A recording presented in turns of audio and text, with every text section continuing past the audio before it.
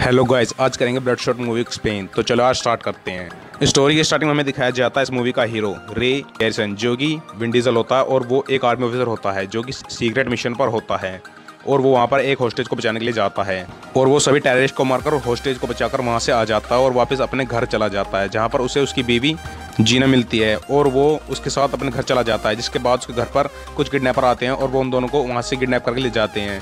उसके बाद हमें वहाँ पर एक मार्टिन नाम का आदमी दिखाया जाता है जो कि विन डीजल से कुछ इन्फॉर्मेशन पूछता है, जिसके बाद वो उसकी बीवी जीना को मार देता है और फिर वो विन डीजल को भी मार देता है।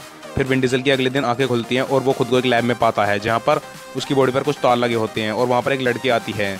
अब वहाँ उससे एक एमिल हार्डिंग नाम का आदमी मिलता है जो कि उसे बताता है कि उसकी बॉडी में अब बहुत सारे नैनो पार्टिकल्स हैं जो कि उसकी बॉडी को वापस से जोड़ देते हैं अगर उसको चोट लगती है। अब उसे अपना बदला याद आता है और वो वापस से अपनी बीवी का बदला लेने के लिए मार्टिनेक्स को मारने के लिए चला जाता है और अब वो पेरिस में पहुंचकर मार्टिनेक्स को ढूंढकर उन सबको वहां पर मार देता है। जिसके बाद वो वापस एमिल के पास आता है। अब वापस आने के बाद उसकी याददाश्त को फिर से मिटा दिया जाता है और हमें पता चलता है कि एमिल हार्डिंग ही मेन विलन है जो कि उसकी याददाश्त को बार बार बदल रहा था और उसने उसकी याददाश्त को मिटाकर बहुत सारे मिशन उससे करवा लिए थे। अब हार्डिंग के पास उसका एक बंदा था जो कि एक टेक्निकल बंदा था जो कि एक हैकर था और वो सारी इन्फॉर्मेशन उसे देता था। इसीलिए हैटिन अपने एक दुश्मन को मरवाना चाहता था जो कि उसी के साथ काम करता था, इसलिए वो विन डीजल यानी कि रे को वहाँ पर भेजता है उसे मारने के लिए।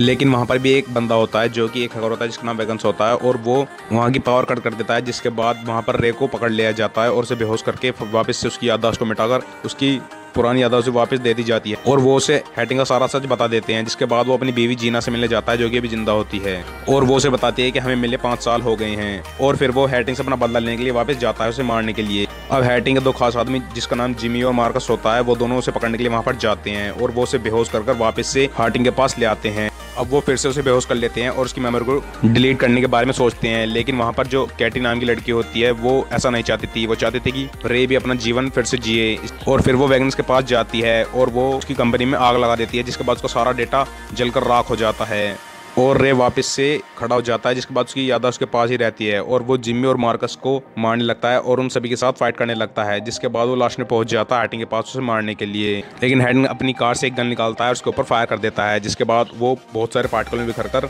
टूट जाता है और वो 99 पार्टिकल्स होते हैं जो कि वापस से खुद जुड़ने लगते हैं। जिसके बाद वो वहाँ पर उस लॉन्चर की गोली गिरा देता है जहाँ पर ब्लास्ट हो जाता है और वो दोनों मर जाते हैं। लेकिन अगले दिन फिर रे की आँख खुलती है एक लैब के अंदर जहाँ पर वैगनेंस बैठा होता है और वो उसे बचा लेता है। जिसके बाद वो उसका स्टेमिना उसकी पावर और बढ़ा देता है जिससे उसकी पावर कम नहीं होती है और अब उसे बार बार रिचार्ज होने की जरूरत नहीं पड़ती है। जिसके बाद वो कैटी के साथ अपनी बाकी लाइफ जीने की सोचता है और ये मूवी यहीं पर खत्म हो जाती है।